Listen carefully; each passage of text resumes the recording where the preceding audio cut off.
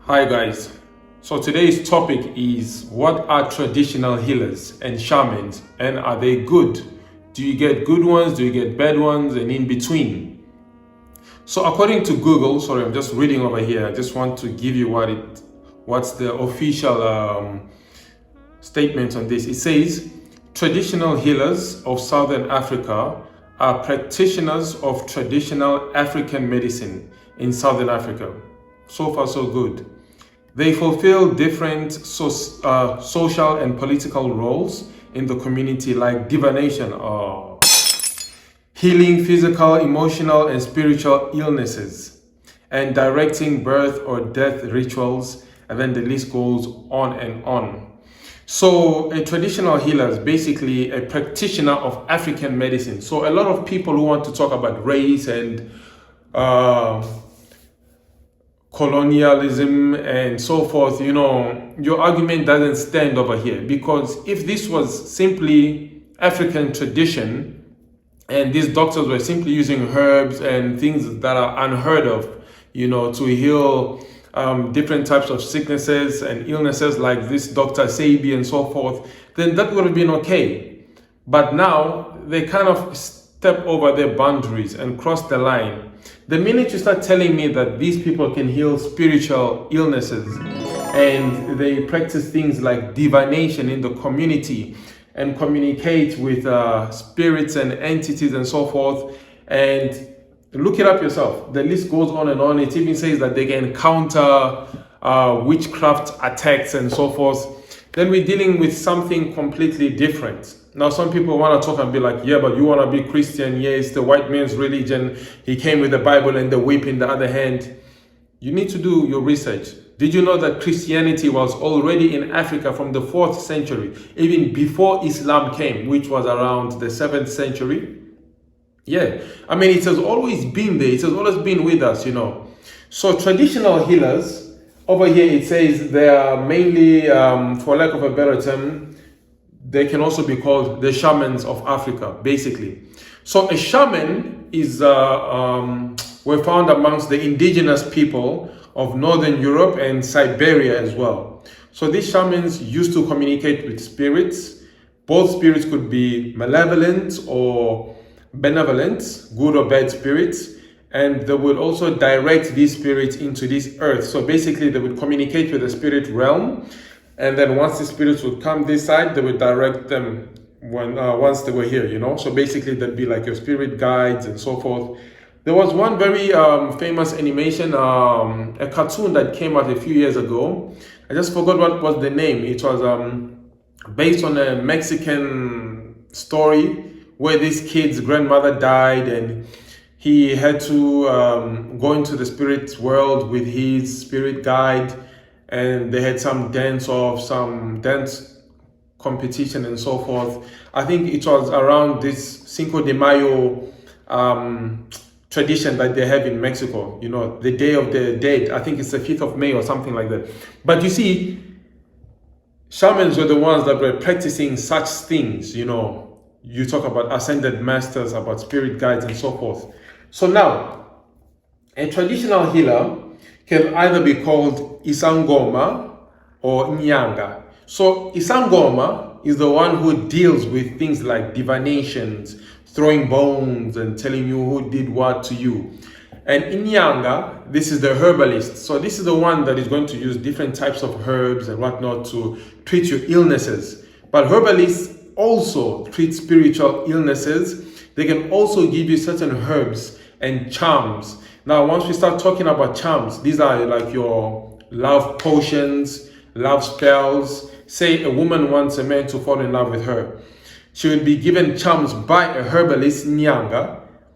So these herbs could come in any form, and the charms could come with any set of instructions or directions. And then she'd be told, for example, she'd be told something like, you need to make his favorite meal and put his herbs in there. You know what I mean? And the guy will fall in love with you.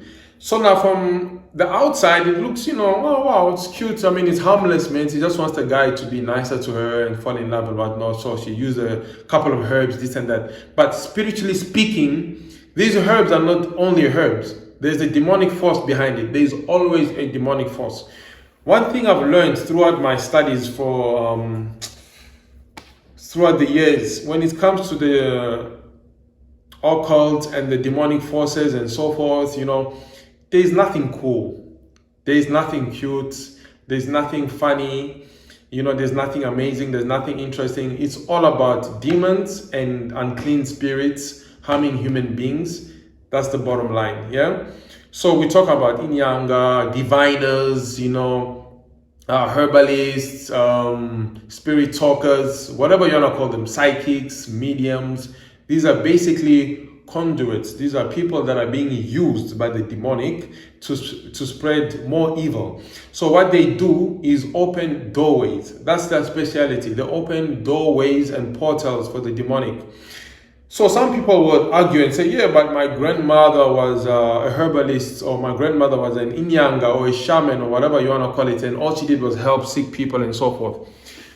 Well, I'd beg to differ. First of all, what these people do, sometimes, yes, they can help you. So you would go there with one problem. Say your problem is your workmates are jealous of you at work and they're giving you a hard time. So you want something that's going to assert your dominance. So you're not going to kill anyone. You're not going to sacrifice anyone. So you'll be given some charms here and there. Boom, boom, boom. Use these charms, do this at work, put this in that corner, put this in that corner. You know what I mean? And then you do it, and yes, it seems to be working. After a few months, nothing bad has happened to you, and it works. But what the devil gives with one hand, he takes with another. So they solve one problem, but create another problem. So now these charms that you've used, you'll be told, it's going to wear off, So in order for this not to wear off, you need to do just a little ritual, You need to perform a small ritual. Now you're thinking, oh my God, what is this about? No, they'll tell you, no, you just have to, for example, maybe kill a chicken, Oh, sorry, my phone died, The devil doesn't want this to come out. Anyways, as I was saying, yeah, so you'd be told something like, okay, come back and you'll perform just one little ritual, just to keep your ongoing thing. And then if you're like, no, I don't want, I'm cool, don't worry. If it expires, then it's going to expire, it's fine.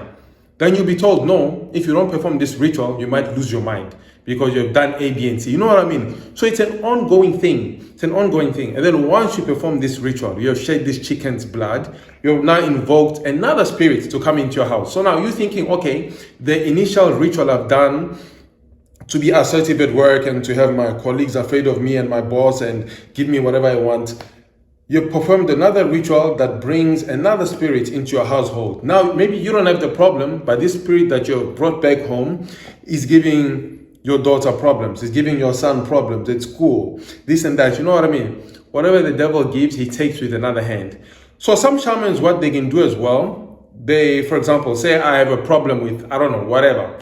Could be lust, could be crime, could be whatever, I could have blood on my hands and I go to a shaman and be like, you know what? I want, say I'm a criminal and I unalive someone, for example.